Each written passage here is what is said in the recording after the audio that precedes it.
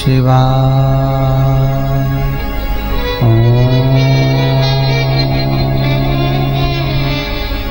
नमः शिवाय। ओम नमः शिवाय। ओम नमः शिवाय। ओम नमः शिवाय। ओम नमः शिवाय। ओम नमः शिवाय। ओम नमः शिवाय।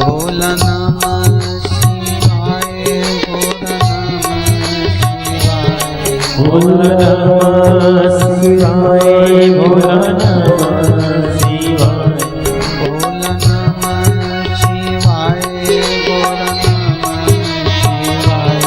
बोल नमः शिवाय। बोल नमः शिवाय। बोल नमः शिवाय।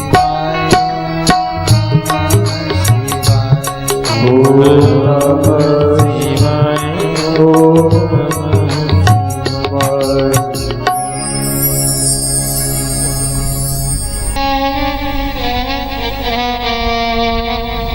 भगवान शंकर की पावन अमृतमय कथा भगवान शिव के ही स्वरूप का सुख प्रदान करती है।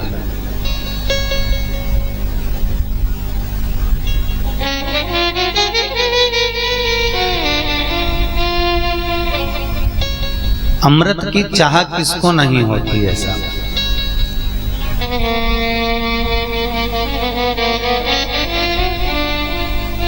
अमृत किसको नहीं चाहिए। अगर आप हैं, हम हैं, कोई भी हो, उसको एक अमृत की चाह बनी रहती है। क्या मेरे भगवान शंकर को अमृत नहीं चाहिए था? जब 33 कोटि देव, सारे देवी देवता क्रम में खड़े हुए हैं कि हमको भी अमृत प्राप्त होगा, हमको भी अमृत मिलेगा, हमको भी सुख मिलेगा, तो फिर जितने भी देवी देव हैं सबको अगर कुछ प्राप्त हुआ तो वो केवल मंथन के समय पर मिला हुआ अमृत ही प्राप्त हुआ। और मेरे बाबा को क्या मिला? अच्छे से तो बोलो, जहर, विष मिल गया। आप में से कितने लोग हैं जिनको जहर प्रिय है? कोई सल्फास की गोली लाकर देवे, कोई जहर की गोलियां लाकर देवे, कोई विष लाकर देवे, अच्छा लगेगा पीने में? नहीं। भगवान शंकर को विष प्रिय था। कहीं ऐसा लिखा हो शास्त्रों में, कहीं शिव महापुराण में, कहीं रामचरितमानस में, कहीं भागवत, कहीं अग्नि पुराण, कहीं पद्म पुराण, कहीं वायु पुराण, कहीं गर्ग संहिता, किसी पुराण में, किसी शास्त्रों में, किसी वेद में ऐसा वर्णन कहीं नहीं मिला कि भगवान शंकर को, भगवान शिव को विष प्रिय।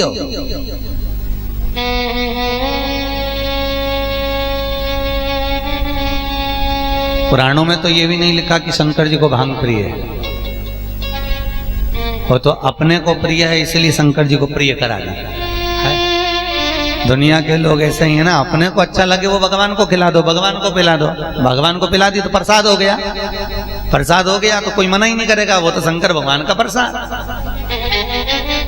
पर शिव महापुराण में कौन सी जगह पर वेदव्यास जी ने लिखा कि शिव जी को भांग प्रिय है? वेदव्यास जी ने कहाँ लिख दिया कि शंकर भगवान को विष प्रिय है? लोग कहते हैं तुम्हारे देवता नशा करते हैं, कई लोग कह देते हैं, हंसी मजाक में व्हाट्सएप पर मैसेज में आ जाता है जब शिवरात्रि आती है कि बताओ शंकर जी तो नशे में रहते हैं, भगवान शंकर नशा करते हैं। हम उनसे पूछते हैं कौन से वेद और कौन से शास्त्र में लिखा है कि शिव जी नशा करते हैं। एक बार भगवान शंकर से पूछा गया, भोलेनाथ क्या आप नशा करते हो? भगवान शंकर बोले हाँ करता हूँ। कौन सा नशा? भगवान कहते हैं मुझे दूसरे नशे की जरूरत ही नहीं पड़ती, राम और कृष्ण के नाम के नशे में ऐसा डूबा रहता हूँ कि मैं अलमस्त अपने आप बना रहता हूँ, मुझे दूसरा नशा तो प्रिय लगता ही नहीं। नशा करूं तो कौन सा करूं? किस नशे में रहूं मैं? एक भाई श्री ने पुस्तक में बड़ा सुंदर वर्णन किया है। हम ईश्वर को याद कर रहे हैं, हम ईश्वर का भजन कर रहे हैं, पर जगत को दिखाकर अगर कर रहे हैं तो भाई श्री लिखते हैं कि वो ईश्वर को स्वीकृत नहीं है, वो ईश्वर को स्वीकार नहीं।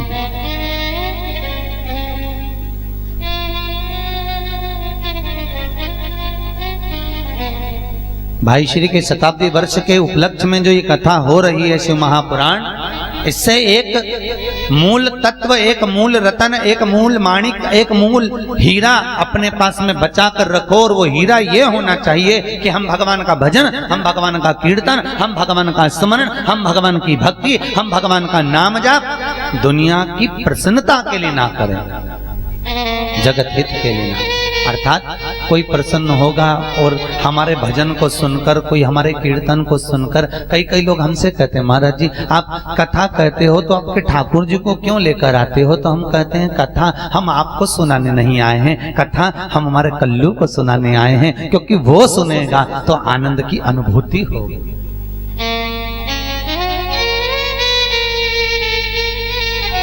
जब सुखदेव जी महाराज ने राजा परीक्षित को बड़ के पेड़ के नीचे, बड़ वृक्ष के नीचे, सुखतीर्थ में, सुखताल में, गंगा जी के पावन तट पर श्रीमद् भागवत कथा का वाचन किया, हजारों हजार बार सुखदेव जी महाराज ने राजा परीक्षित से कहा परीक्षित तू कथा श्रवण करने बैठेगा तो तेरा चित्त तो लगेगा। परीक्षित कहता है गुरुदेव मैं कथा सुनने बैठूंगा, क्या मैं और लोगों को कथा श्रवण करने के लिए बुला सकता हूँ? सुखदेव जी ने कहा राजन क्या एकांत में कथा का रसोपान करने में तुझे सुख की अनुभूति नहीं होगी?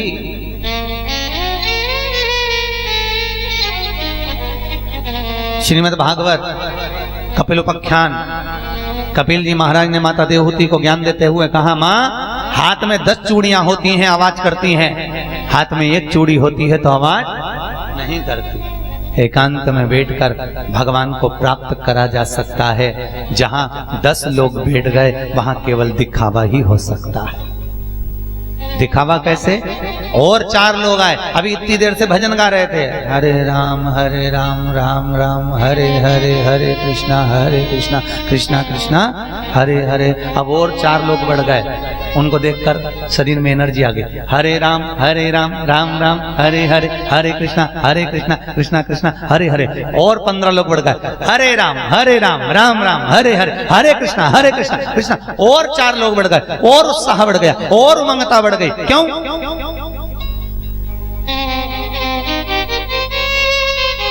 भगवान को देख के बड़ी है कि लोगों को देख के बड़ी है?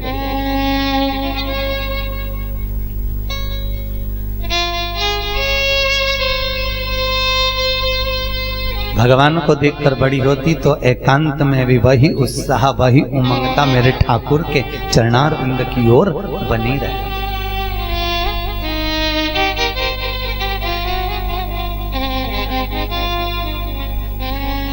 बनी रहे।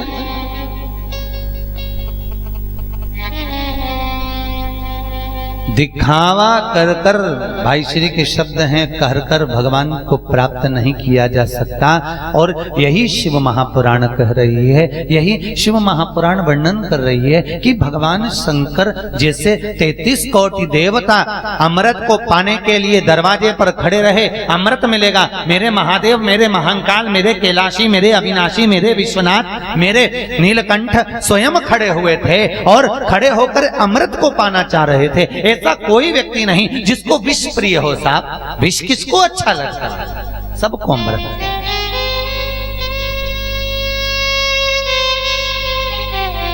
अब अपनी बात पर आ जाएं। शिव महापुराण के मूल लक्ष्य पर आ जाएं, अपने घर की कथा पर आ जाएं और फिर शिव पुराण के इस तत्व को श्रवण करें। ईमानदारी से बोलना, क्या सास को ठंडी रोटी अच्छी लगती है? ईमानदारी से बोलना, किसी माँ को ठंडी रोटी अच्छी नहीं लगती, पर घर में रोटी जब बच जाती है और सास जीमने बैठती है, दादी जब जीमने बैठती है, माँ जब जीमने बैठती है, तो अपनी बहुओं से कहती है, देख डब्बे में ठंडी रोटी रखी है क्या? अरे मम्मी पड़े रहने दो, गाय को दे दे। नहीं नहीं, देख मुझे ठंडी अच्छी लगती है, मैं ठंडी खा लूंगी, मैं 2 रोटी दाल में गलाकर खा लूंगी, मैं 2 रोटी दूध में गलाकर खा लूंगी, मैं 2 रोटी सब्जी में गलाकर खा लूंगी। क्या माँ को गर्म रोटी अच्छी नहीं लगती? हर माँ को, हर पुरुष को, हर भाई को, हर बहन को गर्म रोटी प्रिय लगती है, पर घर का जो बड़ा होता है, घर का जो बुजुर्ग होता है, घर का जो बड़ा होता है, घर का जो बयो होता है, वो ठंडी इसलिए खाता है कि मैं खा जाऊंगी तो रोटी खत्म हो जाएगी, तो तुम सबको गर्म मिल जाएगी, तुम सबको गर्म प्राप्त हो जाएगी। भगवान शंकर को भी विष प्रिय नहीं था, उनको अमृत प्रिय था, पर विष क्यों पिया? समझ लो, महादेव, बाकी के जितने सारे देव, एक महादेव, महादेव मतलब घर का बुजुर्ग, घर का बड़ा, देवताओं में भी बयो। भगवान के कीर्तनों में आता है ना, जब पार्वती मैया के साथ विवाह करने के लिए आतुर हुई, भगवान माता मैनावती ने पार्वती जी को कितना समझाया, अरे तू क्यों उसके पीछे पड़ी हुई है, वो तो बुढ़ा, वो बुजुर्ग। तो पार्वती जी ने कहा था ना, उम्र कितनी है उनकी? तो मैनावती ने हिमालय राज से पूछा कि क्यों शंकर जी की उम्र कितनी है? कि अभी तक मुझको ही नहीं मालूम हुआ कि पैदा कब हुआ था। जो पैदा हुआ हो तो उम्र ज्ञात हो कि कौन से वर्ष का है, कितने साल का हो गया, कितने वर्ष जिया, कितने वर्ष में गया, किसको मालूम है उम्र कितनी?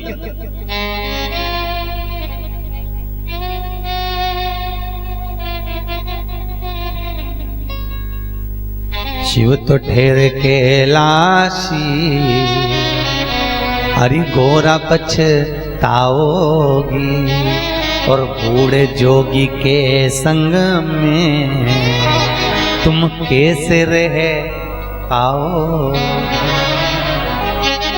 उस शंकर का कोई आगे ना पीछे, फिर दुखड़ा तुम अपना किसको सुनाओ? पहले के जमाने में बेटी को विदा करने से पहले उसका घर देखा जाता था कि कितना बड़ा परिवार है। परिवार जितना ज्यादा बड़ा होगा, बेटी को उस घर में ब्याया जाता था। देते थे कि नहीं देते थे? आज के जमाने में देखा जाता है कितना कम परिवार है।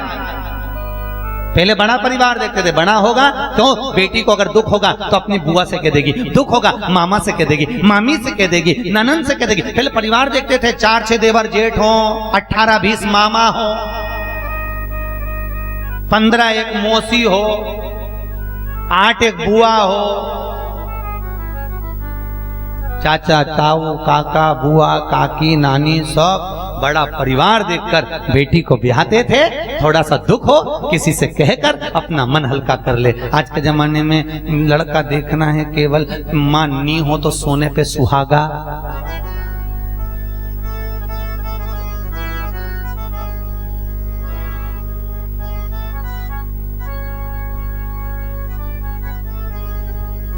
क्योंकि आज के जमाने में पहली डिमांड है, हमें सर्विस वाला लड़का चाहिए अपनी लड़की के लिए। क्यों? माँ कह नहीं सकती ना कि हमारी लड़की घर में काम नहीं कर सकती, इसलिए क्या कहती है, सर्विस वाला चाहिए। क्यों? सर्विस वाला मिल गया, परिवार में रहने का काम नहीं, जहाँ लड़का रहेगा वहीं रहेगी। 2 जनी का भोजन बनाया तो बनाया, नहीं तो कमाएंगे, होटल से मंगा लेंगे, खाएंगे पिएंगे, एंजॉय करेंगे। परिवार में कौन ले? कौन परिवार में समय झोंके? 4 दिन बहुएं जब मायके से ससुराल आती हैं, परिवार में रहना पड़ता है। 4 दिन में नानी याद आ जाती है, पर पहले का समय ऐसा था, बड़ा परिवार चाहिए, कुटुंब बड़ा चाहिए, बहुत बड़े रिश्ते चाहिए। आज के जमाने में छोटा छोटा छोटा छोटा। अब बेटी को अगर कुछ दुख भी हुआ, किससे के, किसी से नहीं, पंखा दिखे और रस्सी दिखे।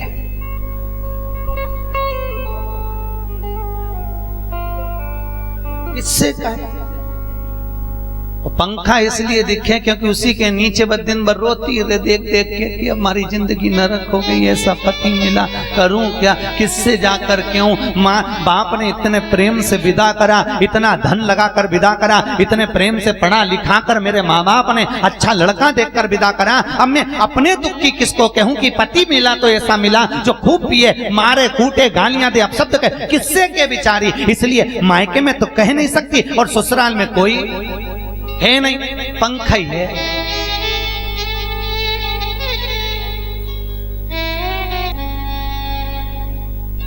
किससे कहोगे?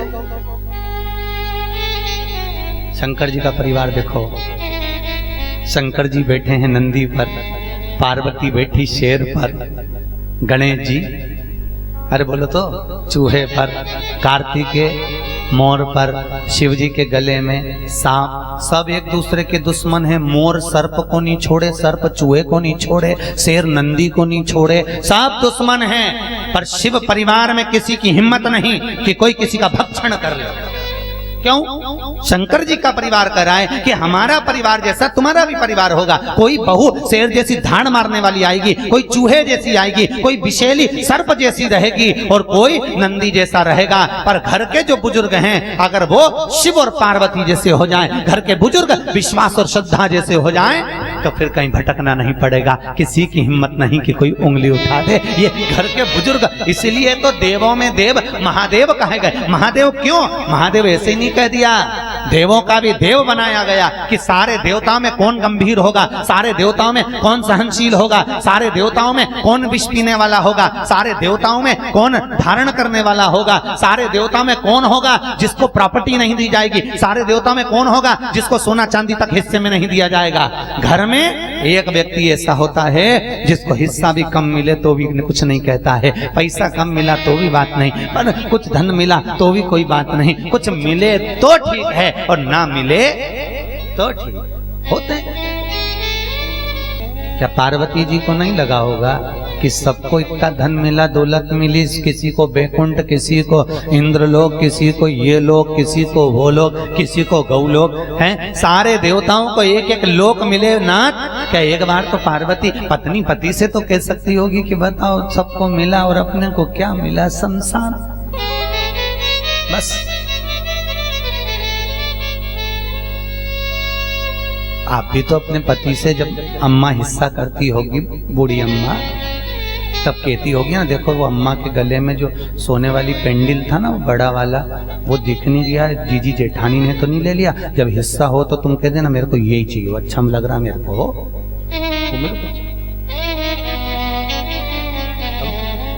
तुम अपने पति से कह रही हो। पर पार्वती जी ने शिव भगवान शंकर औघड़ी दातार जब लोग इल्जाम लगाते हैं ना, जब कहते हैं कि शंकर जी को भांग प्रिय, हम उनसे एक ही बात कहते हैं कि कौन सी पुराण में लिखा साहब कि शिव जी को भांग प्रिय है? इतनी बड़ी शिव महापुराण में एक जगह पर नहीं लिखा कि शंकर जी को भांग प्रिय हो, शंकर जी भांग का नशा करते हो। कौन से महाराज ने कह दिया तुमको कि शंकर जी भांग पीते हैं? मैं तो महाराज को ढूंढ रहा हूं जिसने किया। शिव को भांग कहां? वो तो जब विष पिया था, बूंद नीचे गिर गई, उससे भांग धतूरा उत्पन्न हो गया। तुम पानी पियो, नीचे गिर जाता है, विष पीते समय गिर गया कैलाश पर, भांग धतूरा हो गया। भांग धतूरा हुआ तो शंकर जी के पास में रखा रहा। एक दिन शंकर जी का जब कंठ बहुत तेज जलन करने लगा, तब क्या करें, भगवान शंकर ने उसी समय पर उस भांग को हाथ से मसकर गले पर लगा लिया। शिव जी को थोड़ी सी ठंडाई हुई, थोड़ा सा ठंडा महसूस हुआ। तब से आज तक नियम है कि शिव जी का श्रृंगार भांग से होता है, पर शंकर भांग नहीं पीते हैं। काहे के लिए? ठंडाई दे। पर गया कहीं का, वहां पहुंच गया दर्शन करने कैलाश पे, और वहां से भांग तोड़ लाया और कह के शंकर जी का प्रसाद में तो कैलाश से लाया, खूब घोट घोट के सारी दुनिया को शिवरात्रि पे पिला दिया। लो पियो प्रसाद पियो। शिव जी का कुछ प्रसाद है तो वो जहर पी ले, वे भी तो प्रसाद, विष, वो नहीं कहा प्रसाद। नशे की वस्तुओं को भगवान का प्रसाद कहकर बांटना भी एक दोष है, वो भी एक।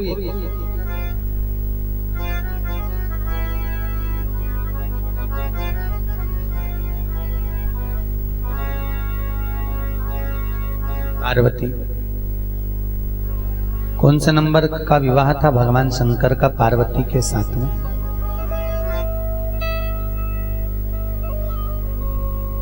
शंकर जी का विवाह माता पार्वती के साथ जब हुआ था तो कौन से नंबर का था? 52 नंबर का। 52वें नंबर पर भगवान शंकर पार्वती के साथ विवाह करे हैं। 51 विवाह शिव जी के पहले हो चुके हैं।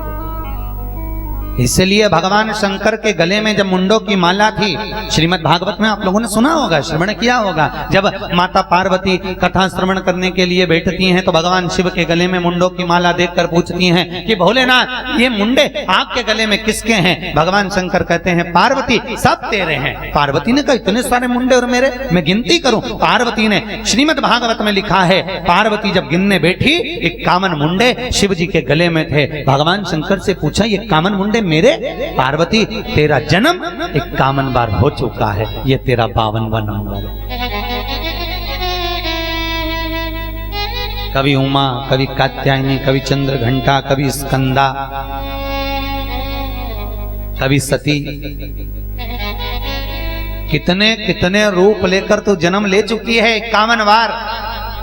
ये 52वां तेरा जन्म है, और 52वां जन्म जो तेरा हो रहा है वो केवल एक कारण से हो रहा है कि तू अमर कथा सुन नहीं पाई थी। श्रीमद् भागवत में वर्णित है।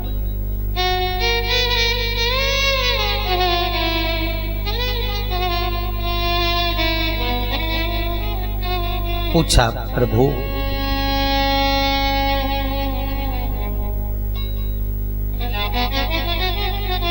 कल गीता प्रेस गए थे, शाह जी भाई जी भी गए थे, तो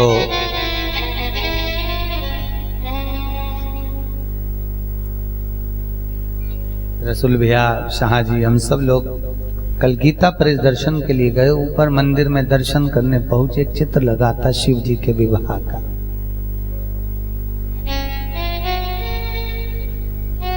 हमने आशीष को बोला, आशीष इसमें इतना बड़ा चित्र में एक भी अच्छे मुंह का तो दिख ही नहीं दिया कि देवता दिखाओ। आप लोगों ने भी दर्शन करा होगा कभी, गीता प्रेस पर जब जाएंगे ऊपर दर्शन करने, मंदिर में जाएंगे, चित्रपट मंदिर में, तो वहां बड़ा फोटो लगा, इतना बड़ा फोटो, और फोटो में सारे प्रेत, भूत, डाकनी, पिशाचनी, चुड़ैल आदि सब दिख रहा है, पर उसमें देवता नहीं दिख रहा।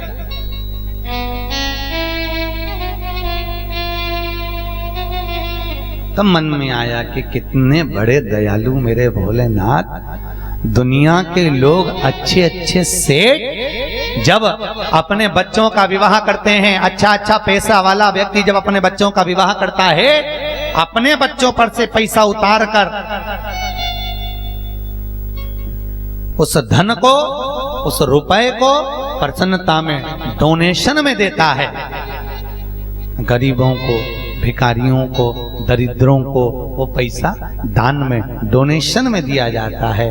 पर मेरे भगवान शंकर ने किसी को अपनी शादी में डोनेशन नहीं दिया। मेरे शंकर भगवान ने सबको इनविटेशन दिया है।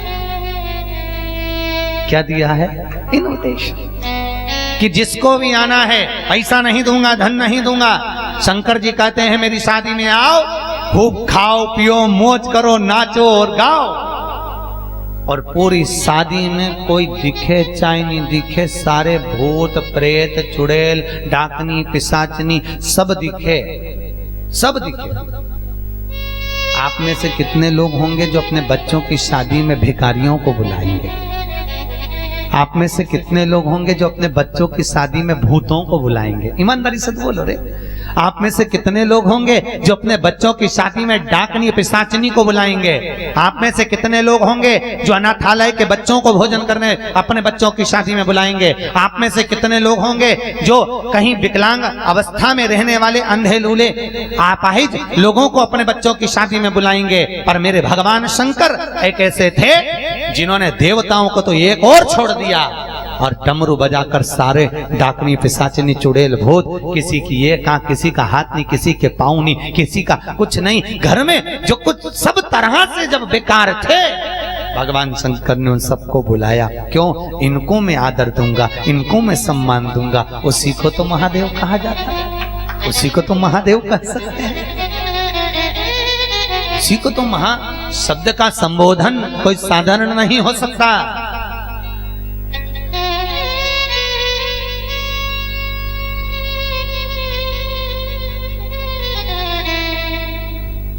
कितना सीधा। एक चोर चोरी करने गया, शंकर जी के मंदिर में पहुंच गया, ऊपर जलाधारी लगी थी चांदी की, निकालूं कैसे? कुर्सी नहीं है, टेबल नहीं है, शंकर जी का शिवलिंग था, शिवलिंग पर चढ़ गया, चढ़कर जलाधारी को खोल रहा था, नीचे से भगवान शंकर प्रसन्न होकर प्रकट हो गए। मां तुझे क्या चाहिए? घबरा के नीचे गिर गया। तुम कौन हो? चोर पूछा। भगवान बोले मैं शंकर। प्रभु इतने दिन से तो कभी नहीं आए। शंकर भगवान बोले तेरे जैसा भगत भी तो नहीं मिला, लोग फूल चढ़ाते, पानी चढ़ाते, तू तो पूरा ही चढ़ गया।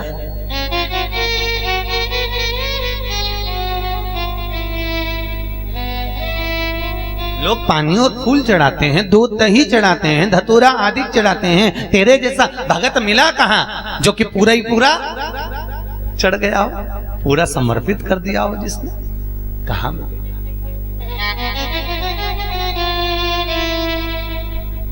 सोचो किसी देवता को लात लग जाए तो क्रोध कर दे। इंद्र को भागवत जी में लिखा है केवल भोजन नहीं मिला था साल भर में एक बार का, तो कितना क्रोध करा था कि पूरे ब्रज को पानी में डुबा दिया, मात्र क्रोध में। और भगवान शंकर के ऊपर लात रखकर खड़ा हो गया तो क्रोध नहीं आया। अब बोलो ये महादेव के लक्षण है कि नहीं?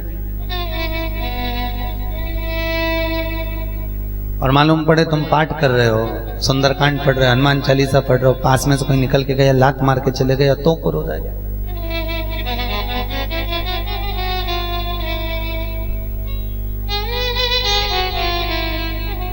तो क्रोध आ गया।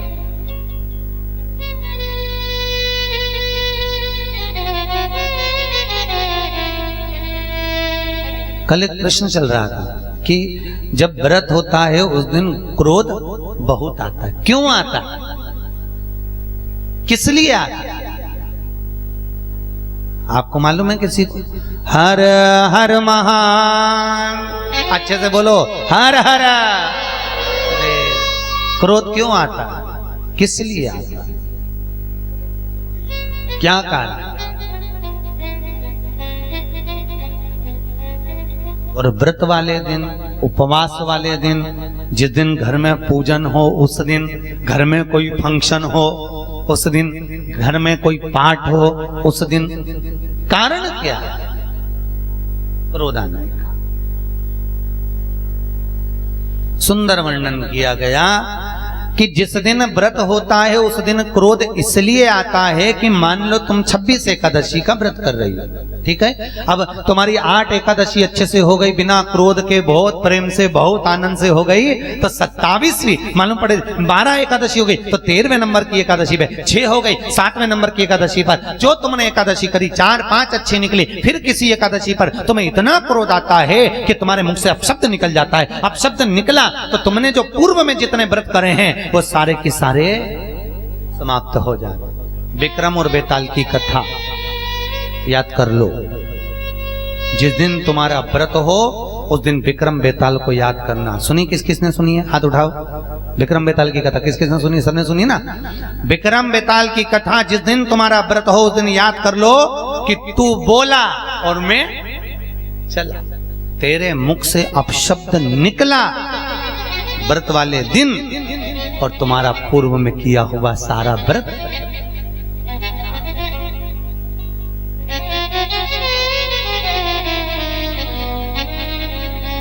व्रत गया। अब वो व्रत कहां रहा? अब वो व्रत की परिभाषा कहां? अब वो व्रत का क्रम कहां? व्रत गया।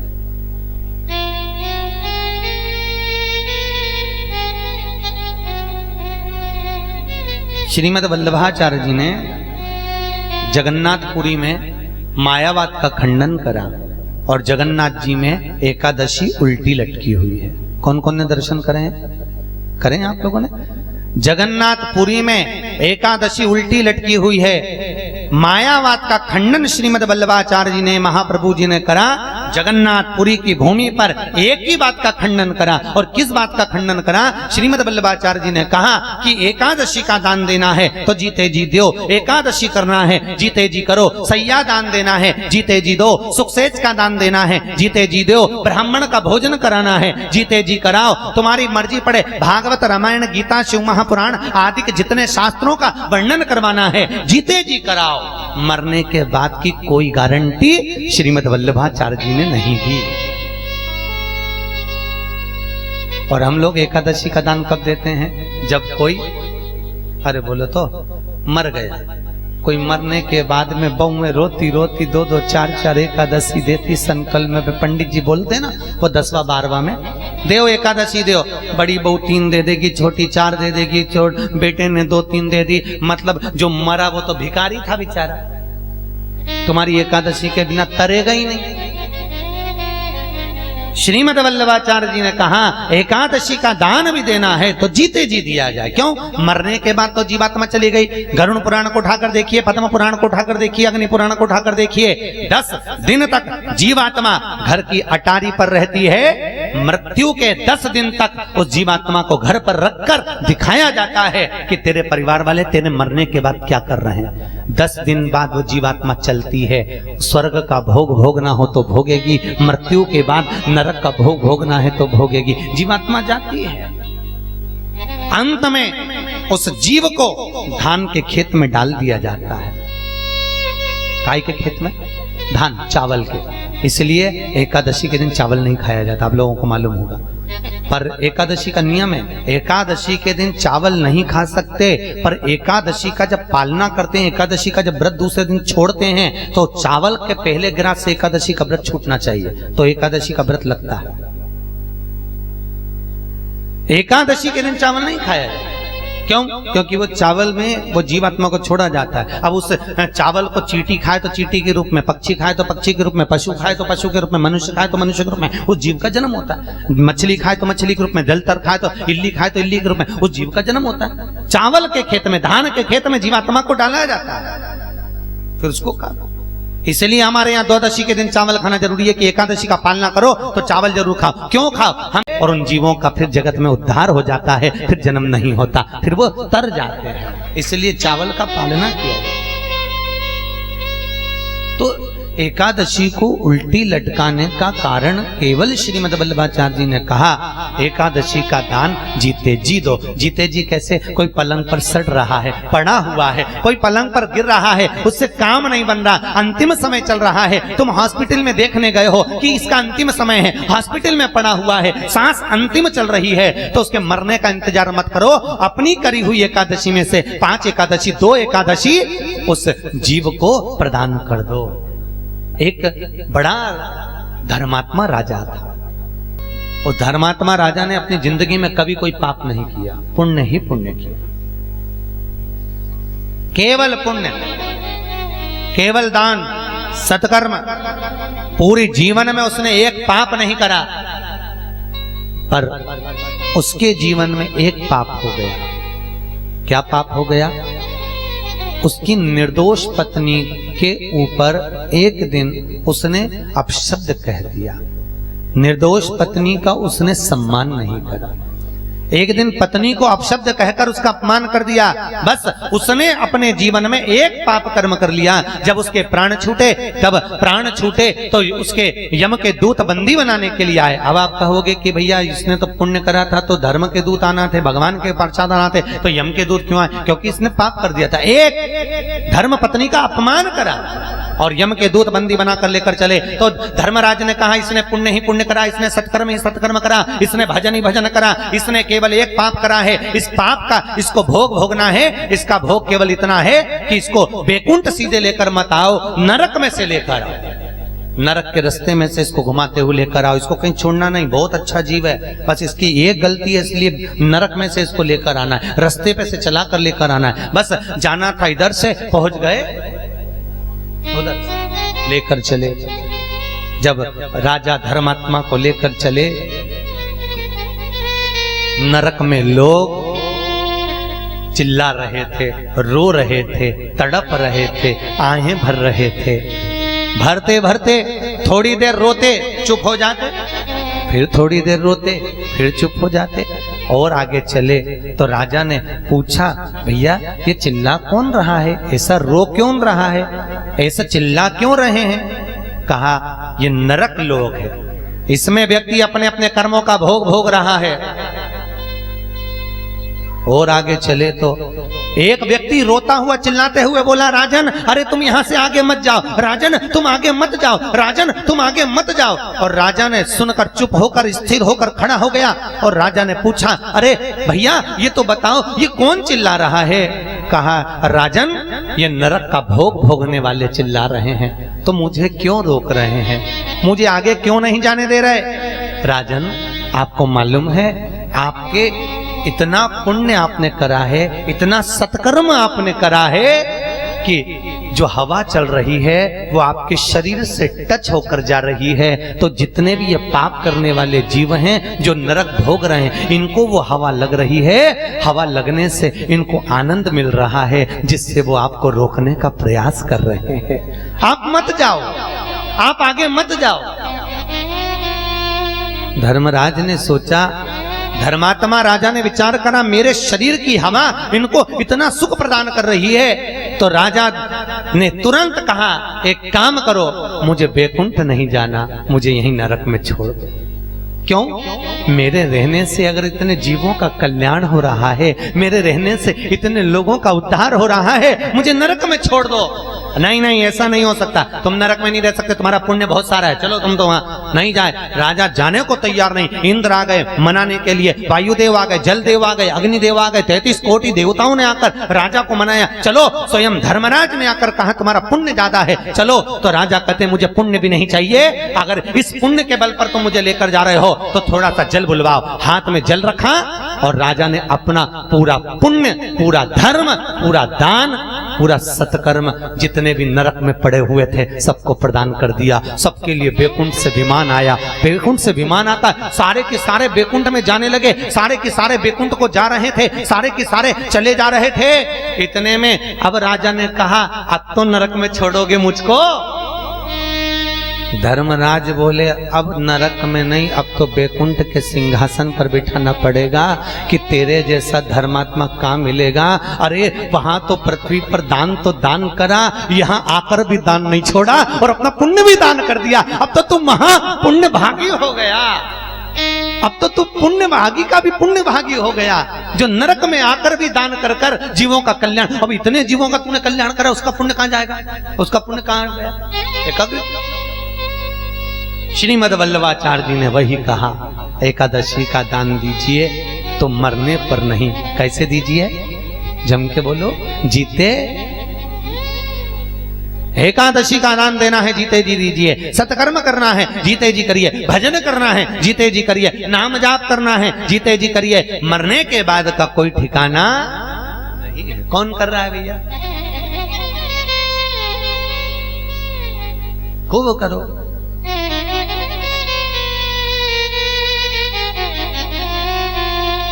बोल मेरी जीवा हरी हरी, 10-10 भोजन पान करे और राम नाम में मरी मरी। बोल मेरी जीवा, आवाज नहीं आई, अभी भी मरी मरी की हरी हरी? हरि इसीलिए कहते हैं भोले तेरे चरणों की घर धूल जो मिल जाए,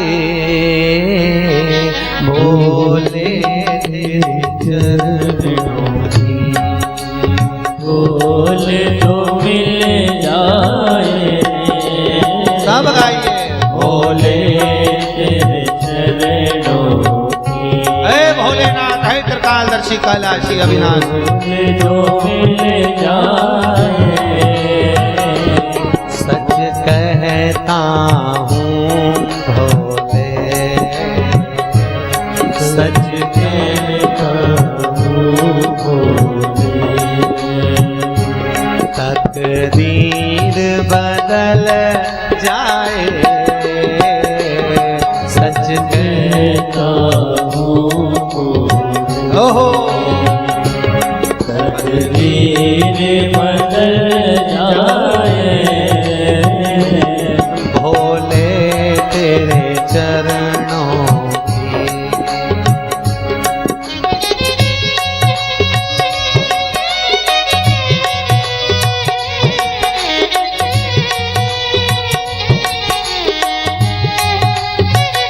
शिव कथा में ताली की महत्वता।